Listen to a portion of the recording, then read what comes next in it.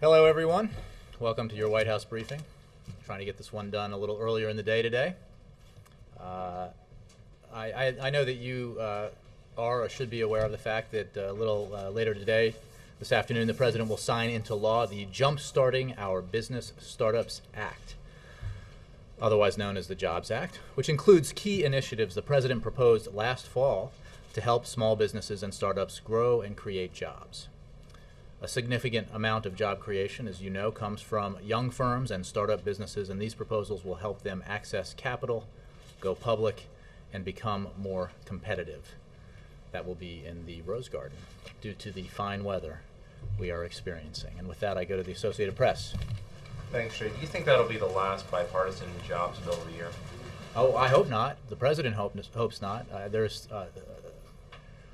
a long list of things that could be achieved working if Congress comes together in the way that it has on the Jobs Act, on the Stock Act that the President signed into law yesterday, on the payroll tax cut extension, some other issues.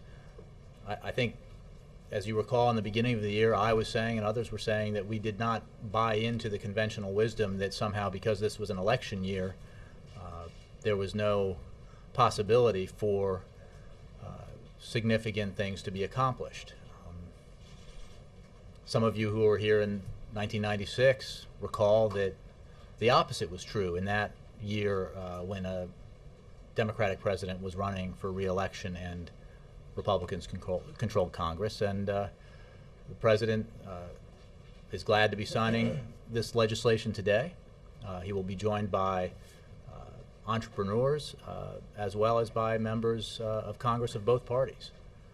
And he certainly hopes that there will be other opportunities in the coming weeks and months for more bipartisan cooperation on legislation that goes right at the core of his number one priority, which is growing the economy and creating jobs. So what would you say would be realistic, and what would be next? Well, there is work to be done to ensure that construction workers stay on the job, fixing and building infrastructure projects across the country. There remains the opportunity for Congress to act, to change its mind, Republicans in particular, to change their minds about the need to put teachers and police officers and firefighters back to work, teachers back in the classroom, first responders back on the job. That was an element of the American Jobs Act that has not yet passed. The President's American Jobs Act, this bill that he's signing into law today, has elements of in it that reflect priorities the President laid out when he announced his American Jobs Act initiative. But there are remaining pieces of that are still available to be acted on by Congress. And there's an imperative here. Well, there are two, really. One is the absolute imperative that every member of Congress should feel, certainly the President feels it, that we should be doing everything we can to help the American economy grow and to help the American economy create jobs. Number two, and perhaps this one is more of a practical consideration, there is the imperative that a number of members of Congress, including all of the members of the House of Representatives, have to answer to their constituents this year. And they will need to explain what they did while they were working in Washington, and whether or not they got the things done that their constituents wanted done. And I think everyone knows that the overwhelming priority of the American people is that the economy grow and jobs be created. So hopefully the confluence of those two imperatives will lead to more productive legislation. Matt. A couple of questions. First of all, on Iran. Iraq has said it is offering to host the talks next week between Iran and the P5+1. They're acting on an Iranian request because to change the venue from Istanbul following friction with Turkey. Of course, Secretary of State Clinton has said Turkey is the venue. Can you weigh in on where the U.S. Well, I'm not going to get into a public discussion about the private discussions going on with regard to venue for these talks. We're waiting to hear back from the Iranians on a venue. but I'm not going to get into any more details about that. We look forward to the talks resuming. Our policy, as you know, is very clear. We remain determined to prevent Iran from acquiring a nuclear weapon. We have worked assiduously with our international partners to isolate the regime in Tehran, to impose unprecedented sanctions on Iran, to make clear the price that Iran is paying for its refusal to abide by its international obligations. And all that Iran needs to do to reverse that process is to prove to the world that it does not harbor nuclear weapons ambitions, and prove to the world in a way that is verifiable. If Iran, through these talks, chooses to do that, that will be a positive thing, but we are very clear-eyed about it. One other question. Today is the opening round of the Augusta Masters, and the question of whether the all-male Augusta National Golf Club should admit women refuses to go away. This, of course, tomorrow is the White House is hosting a conference on women and the economy. What's the White House stand on this? Should the Augusta National Club permit women to become members, especially now that you've got the CEO of the long-standing sponsor of the Masters, IBM, is a woman, and her predecessors have all been admitted? Well, the president's answer to this question is yes. He believes, his personal opinion is that women should be admitted. Do you think we're hearing him stating that? Well, I don't know that. I happen to have a discussion with him about this, so I know that that's his answer. But, it's obviously up to the club to decide. But his personal opinion is that women should be admitted to the club. Yes, Jessica. The SEC chair wrote a letter on this Jobs Act warning that elements of it needed to be modified or improved to protect investors. And the elements that she recommended be improved, two of those elements were not changed by the Senate. One regards the possible conflict of interest between research analysts and investment bankers. The other has to do with certifying financial controls inside companies to make sure that they're legit. These are post-Enron reforms and post-2008 financial meltdowns. Why does this administration think repealing these investor protections gives the middle class a fair shake? Well, two things. Let's be clear. The Jobs Act leaves alone, leaves in place the core post.com bust conflict of interest protections from the Spitzer Decree, and it leaves them untouched. That means investment banks must keep their banking and research departments separate. Research analysts cannot be dependent for their compensation on investment banking revenue. Research analysts cannot do pitches and go on client roadshows ahead of an IPO. Separate from that, as I emphasized, these are facts. I'm not editorial notwithstanding. These are facts about the Jobs Act. In addition to this, it leaves untouched the core post.com bust conflict of interest protections. In addition to this, the SEC will have ample room to further clarify and enhance investor protections as part of the implementation of the Jobs Act. The President will make sure and will instruct the Treasury and others to ensure that the implementation of this is done in a way that retains necessary investor protections. Is there a single study you can point to that shows jobs will be created because of the IPO measure in particular? Well, I would refer you to Treasury, perhaps. I don't have a study handy for you. I think it is a pretty well accepted fact of the American economy that small businesses, startup businesses, are in many ways the engine of job creation and economic growth in this country. So legislation that makes it easier for those businesses to get started. But there is no study, is there? There's just no study. No, that's not. I'm not saying that's true at all. I'm just not. I don't have a study here. I would refer you to folks with the business degrees and the wherewithal to plow through studies. I'm not saying that, Jessica, at all. For all I know, there are 10 studies. I'm told there are no studies. And by a number of people who are very concerned that this bill eviscerates investor protections that were put in place post-Enron. We disagree, post-2008. and I'm making clear to you that in addition to leaving in place the core post.com bust conflict of interest protections under the so-called Spitzer Decree, that the president will ensure in the implementation of this that investor protections are maintained and that the law is properly implemented. Okay, can I ask you a question on the meeting with the Muslim Brotherhood that took place here? According to our sources, the parliamentarian of the Muslim Brotherhood met with Steve Simon and Samantha Power here, who are not low-level administration officials. Why are they being Well, they're characterized as mid-level. low-level officials when they're not? Look, they're not. They are not. It is not. They are mid-level members of directorates at the National Security Council. They're excellent people and experts. They probably do not, in most people's estimation, outrank Senator John McCain or Senator Lindsey Graham, who also met with members of the Muslim Brotherhood, or Deputy Secretary of State Bill Burns, who met with members of the Muslim Brotherhood. Our policy is clear and is the same, which is that in the aftermath of Egypt's revolution, we have broadened our engagement to include new and emerging political parties and actors.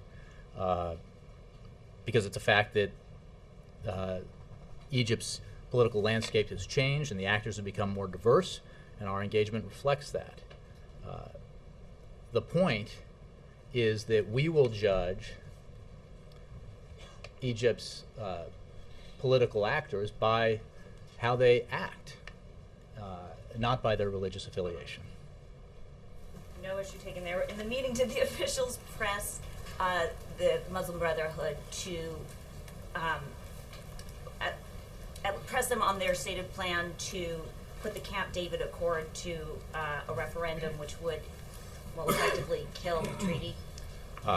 It is part of our conversations with all the diverse and emerging political actors in Egypt. Our belief in the need for Egypt to abide by its treaty with Israel and broadly by its international obligations. And that was certainly part of this conversation. Yes, Jake. On the subject of Egypt, following up on Jessica, Senator Leahy lobbied aggressively for the administration to not release the $1.5 billion in funds to the Egyptian government because of the behavior of the Egyptian government, including locking up democracy activists who are American.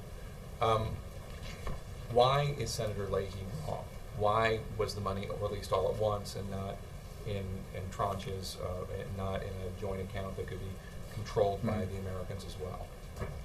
Well, I don't have an answer to you on the specific mechanisms by which funds like this were released or might be released. What I would say to you is that we believe it is in the interest of the United States to engage with all parties in Egypt and to continue to engage with Egypt, because Egypt has been an important ally of the United States and has played a significant role in the region, and we believe it is in our interest to engage with Egypt, in part in an effort to encourage Egypt to maintain its commitment to its international obligations and to maintain a positive role in the region. Senator Leahy would argue that he agrees with everything you said just now in terms of engaging with Egypt, that the money should be released in stages to encourage Egypt to proceed along the path of democracy, amidst signs that they may not be proceeding along those lines. Well, why was what he wanted? Well, Secretary Clinton signed a waiver. Sure. I assume this was not just her decision in a vacuum; that it came from the administration writ large. Well, she's a pretty high-ranking official, but I agree. so I would, for details on the decision about how to proceed, and State Department might be the best place for those details.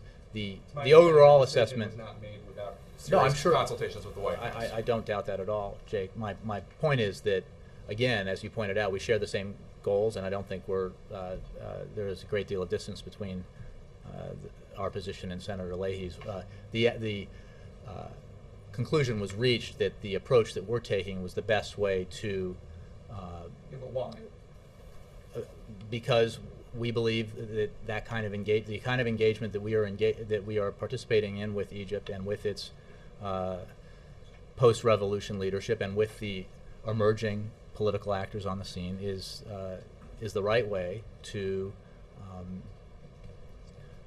But that's not to enhance our bilateral That's not an relationship and answer. to, well, the answer is because we think it's the best way to go.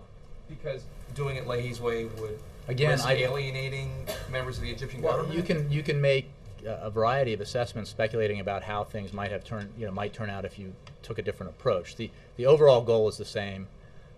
The mechanism by which you get there, there are a variety of ways you can get there, and the mechanisms to provide these funds. The approach we are taking is the one we believe will yields the greatest potential for a positive result. Because of a risk of alienating the Well, Egyptian again, government? you can make an assessment. I'm just Our giving you an answer. well, I think I'm giving you an answer. We think this is the best We're doing approach. this because we think it's right. I'm trying Mhm. to. Why do you think it's right? What is the? Because we, as I said before, we're engaged with Egypt's new actors to try to work with them as they, during this historic transformation, post-revolution, and encourage them both to pursue democracy in its fullest sense, as well as pursue the kind of and maintain the kind of international obligations that they've maintained in the past. And with those as our goals, the course we're taking is the one we think has the best chance of succeeding.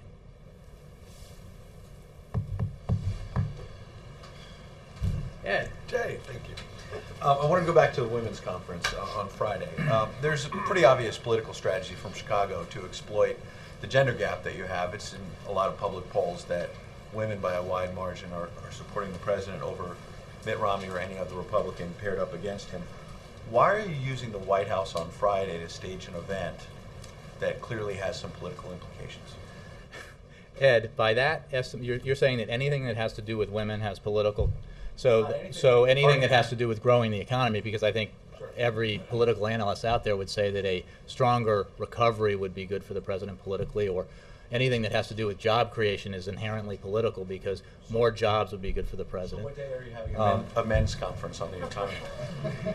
Well, stay tuned. What in the future? Ed, that's a kind of a silly question. The Because point is the president, you're only the focused on president's half administration the has population. this administration has engaged in a number of policy approaches designed to address women in the economy, including the very first bill that the president signed into law, the Lilly Ledbetter Act, Fair Pay Act. And there are a variety of initiatives that this administration has put forward that deal with issues of concern to women. In particular, there is the Violence Against Women Act. We have an office overseen by the Vice President's office that deals with that legislation. So these are important policy initiatives. That's why we're having the conference. I completely agree that women's issues are important. I'm just wondering why you're only focusing in this conference on women's issues, because men obviously have a role in the economy. You would agree. Why right? are we focusing on small businesses with the Small Business Job Creation Act? Are we discriminating against big businesses? We're focusing on women because there are a number of issues that are important with regards to women in the economy, women's safety, women in education that are very distinct and important, and we're proud to host the conference. Quick question on healthcare. Yesterday you mentioned a couple times the president's a former constitutional law professor. One of his professors is Lawrence Tribe, and he now says, in his words, the president, quote, obviously misspoke earlier this week. Quote, he didn't say what he meant, and having said that, in order to avoid misleading anyone, he had to clarify it. So I thought yesterday you were saying repeatedly he did not misspeak. What do you make of the president's former law professor saying he did? Well, you can choose words however you like. What the Professor Tribe said is that the president clarified, and he did, and he expanded on his remarks of Monday when he took a question on Tuesday. The premise of your question suggests that the President of the United States, in the comments he made Monday, did not believe that the Supreme Court could rule on the constitutionality of legislation, which is a preposterous premise, and I know you don't believe that. So, what I accept, Tribe, who knows a lot more than you or I about what I constitutional law. accept, and what I think I acknowledged yesterday is that in speaking on Monday, the president was not clearly understood by some people because he is a law professor. He spoke in shorthand. He referred to things like Well, what the Lawrence Tribe said is that he did not say what he meant, because Lawrence Tribe clearly knows that the president understands judicial precedent. He has a little experience with it and the importance of judicial review. The president spoke on Monday. The president expanded and clarified his comments on Tuesday. His whole point is that he is pretty conversant with judicial precedent, and the judicial precedent here is clear, that on matters of national economic significance, and let's not forget that healthcare is, 15% of our economy, that the precedent is overwhelmingly on the side of upholding the constitutionality of the Affordable Care Act. In fact, there is no debate between the plaintiff or the defendant on the issue of whether or not healthcare is something is a matter of national economic significance. That's not even an issue in the case that appeared before the Supreme Court. So, the president's unremarkable observation is that since the New Deal era, the Lochner era, that preceded the New Deal and the change in approach by the court, there has been a long-standing precedent set where the court defers to Congress and to congressional authority in passing legislation to deal with and regulate matters of national economic significance. That's all. On the point of critics claiming the president was attacking the court, your colleagues have correctly noted that when the president said that the justices are unelected, he was quoting conservative commentators who have said that for years. However, are you then suggesting that if you were to lose in this case, the president will not attack the court? Does he consider them fair game in this process to attack them? The president believes that the Supreme Court has the final word on matters of judicial review, on the constitutionality of legislation. He would, having been a professor of law. The fact of the matter is that, going back again to the comments the president made on Monday and on Tuesday, he believes that because of the overwhelming precedent here in this case, that the Supreme Court will uphold the constitutionality of the Affordable Care Act. That was the point he was making all along, both Monday and Tuesday. What he said on Monday was an obvious misspoken moment, because he talked about the court not being in a position to overturn The president, acts of look, Congress. Bill, You're standing out there twisting yourself in knots your colleague, because he made a mistake and you can't admit it. No, He Bill, said it I am right the next acknowledging you're sharing in the righteous indignation here that your colleague, I'm just noting you're the twisting president yourself spoke into knots. in answer to a question, very relatively briefly, and in the context of this case, made the statement that there is no judicial precedent, that there is long-standing judicial precedent which would argue that the court should not overturn this law. I totally grant to you that he did not refer to the Commerce Clause. He did not refer to the full context. I think he believed that that was understood. Clearly, some folks, notably people sitting in that chair and others, missed that, and no. Look, others. I'm just saying that there's a lot of. I mean, it's kind of ridiculous to believe that the president wasn't talking about the context of the case. But I completely concede that he did not describe the context when he took the question and answered it on Monday. He then asked again on Tuesday, provided the full context. And so, did he clarify his comments? Absolutely. Did he expand on them? Absolutely. Yes, Scott. Messy. God, you guys, it's your job to come up with cliches and, like game on and things like that, but I'm not going to engage in that. Scott. Small businesses with the Jobs Act. Now, the threshold's $1 billion in revenue, which is a pretty expansive definition of small businesses. Was that the figure that the White House startup council came up with, or was that something that Congress? I'd have to take that question. I'm not sure about that. other subject. You've sometimes weighed in on theater, movies from anything like that? You know, we talked the other day about the Ides of March, which I just watched. I thought it was pretty good, actually. Anything you want to say about Kill a Mockingbird? Yes. Kill a Mockingbird, as you know, the president is screening or hosting a screening of, and will make brief remarks at the beginning of the screening of To Kill a Mockingbird, the 50th anniversary of that seminal movie, and looks forward to doing that. It's a fantastic movie. I'm sure everyone in this room has seen it. If you have kids like I do, who are old enough, you've probably shown it to your children. You know, it's a classic movie that elucidates the need to do the right thing even when it's hard, and so he looks forward to that event. There'll be members of Gregory Peck's family here, some of the actors from the movie, as well as local DC students for that. I know she doesn't normally go to anything, but Yeah, I'd be shocked if she wasn't, but I'll find out for you.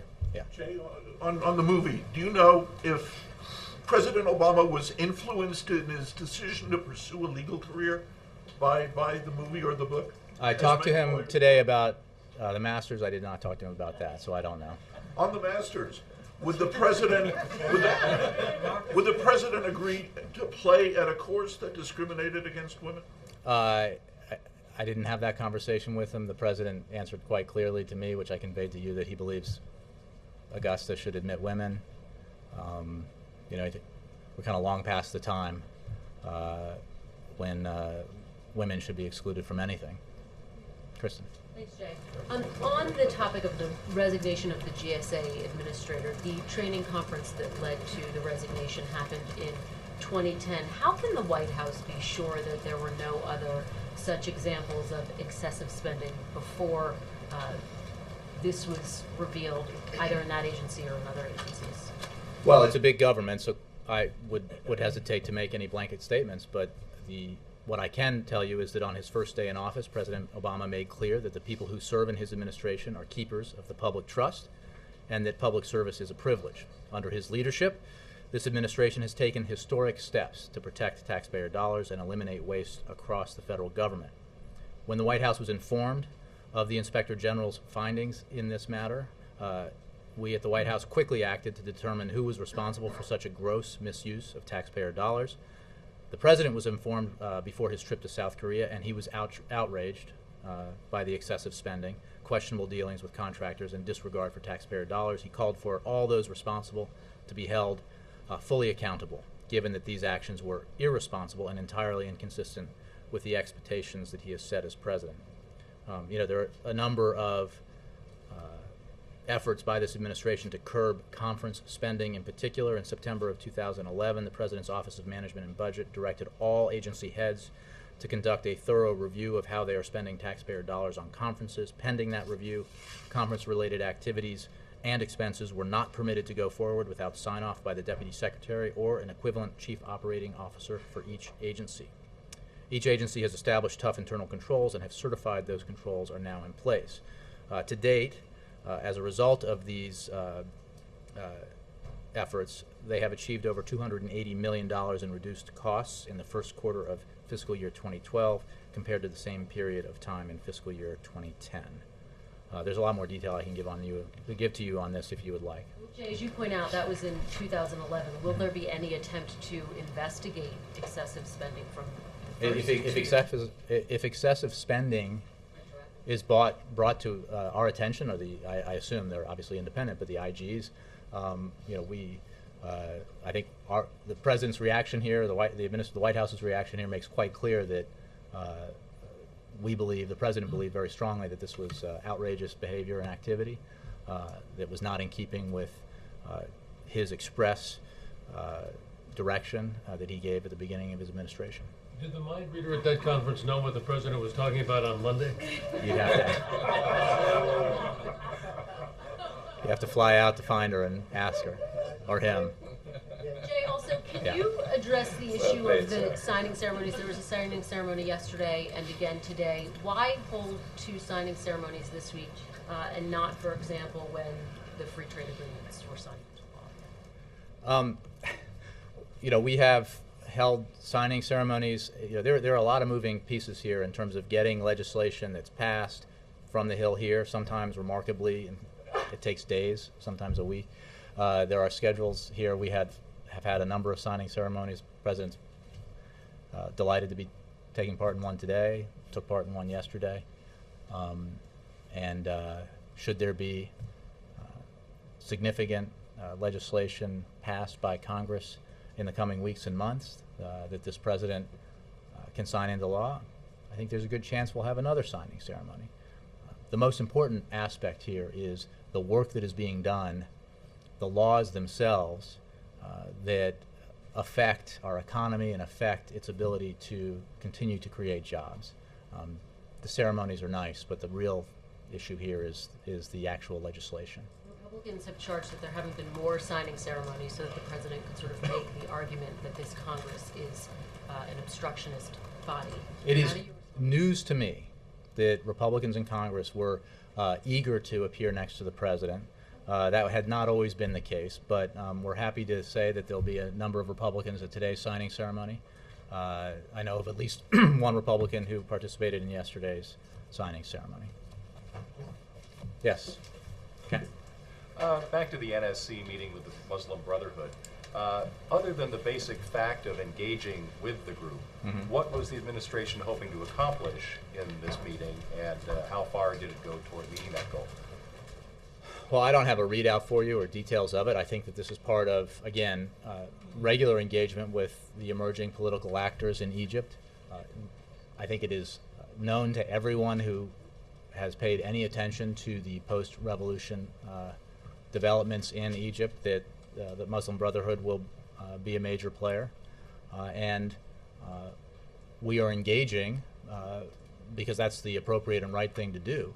And we will judge all of the political actors in Egypt by their actions, by their commitment to democracy and democratic processes and protection of civil rights, by how they, if and when they attain positions of power and governmental authority, how they conduct their foreign policy and abide by their international obligations and treaties, as we would with any political party or political actor in countries with which we are allied or have diplomatic relations. So have more meetings been scheduled? Not that I'm aware of. But again, I think I made clear that this is part of an ongoing process of engagement. Bill Burns has met with members of the Muslim Brotherhood. Senators in the United States Senate have met with them, and I expect that that kind of engagement will continue. Sure, Connie. Does the president feel comfortable dealing with people like the Muslim Brotherhood and the Taliban? Has there been any warning to ask them to not crack down, not discriminate against Christians, Jews, women? I mean, they're pretty harsh, these people. I think I made clear, Connie, in several answers to this question, that we will judge all of those that we engage with on the political scene in Egypt and elsewhere by their actions. You know, the principles that we bring to the table here are very clear with regards to civil rights and democratic processes. This is true with certainly with regard to political parties and actors in Egypt. I think the Taliban is a little bit of a different case. We've made clear what the conditions of the reconciliation process are, which are laying down arms, adhering to the Afghan constitution, and abiding by and disassociating oneself with and denouncing Al-Qaeda. So Taliban's a little different from and more specific to Afghanistan than the broad principles that are at play when we talk about the meeting with members of the Muslim Brotherhood. But have you ever asked them to stop brutalizing Christians, especially now? Again, I don't have readouts on that, but we are very candid in all of our discussions with actors on the political scene in Egypt and elsewhere about what we consider to be appropriate democratic conduct in a society that has gone through a revolution, and a democratic revolution, and that aspires to be a full democracy. April. Jay, I want to go back to the Women's Jobs Conference tomorrow. Mm-hmm. Understanding that the White House, everything comes to the White House, White House covers all groups pretty much.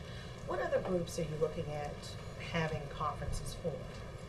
Well, Jobs conferences. I don't have particularly. any scheduling announcements to make. We have had a heck of a lot of conferences over the 3+ years that we've been here, and I'm sure we will have more.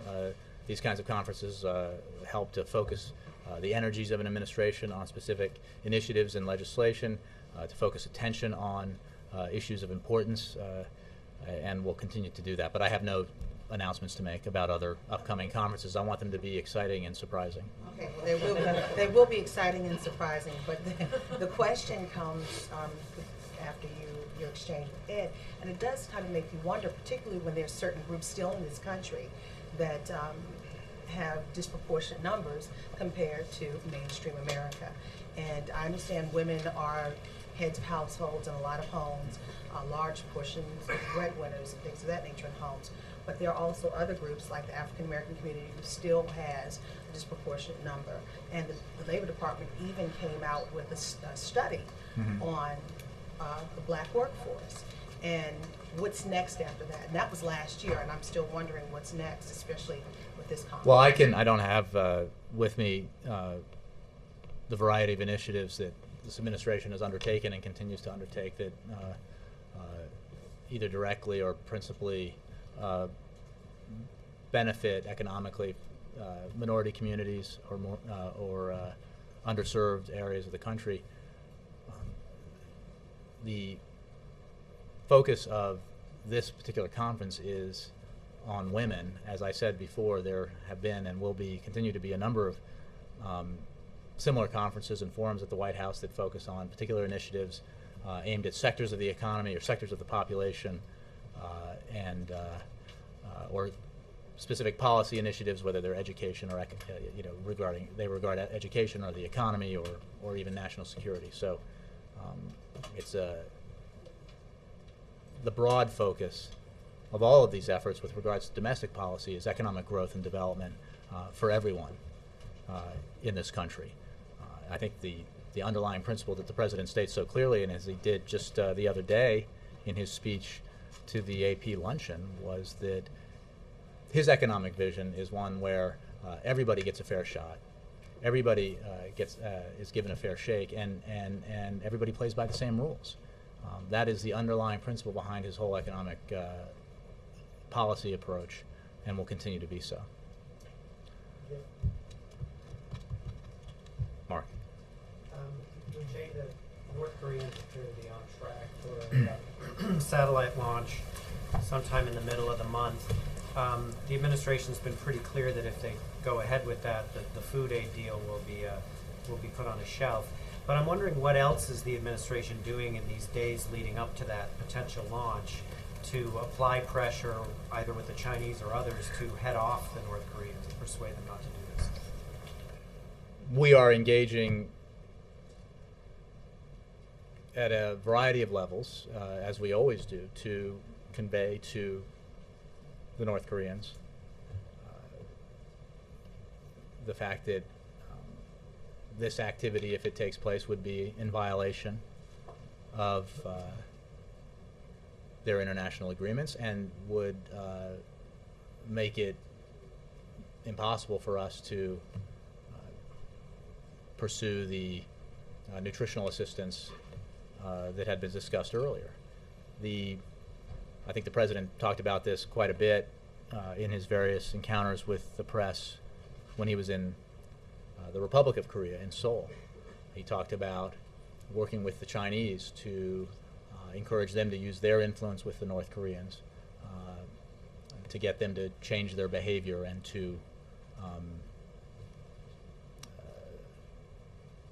stand down with regards to this ballistic missile test. So, I don't have anything more specific for you, but we're obviously, we continue to work the issue. We continue to make clear that going through with this would be a violation, and that it would jeopardize the nutritional assistance. Just one last follow-up. Is there any evidence that in a week or so since that meeting with the Chinese that they are actually applying more pressure on the North Koreans? I have nothing specific to report to you. The reality with the North Koreans is we judge them by their behavior, not by their promises. Thanks very much.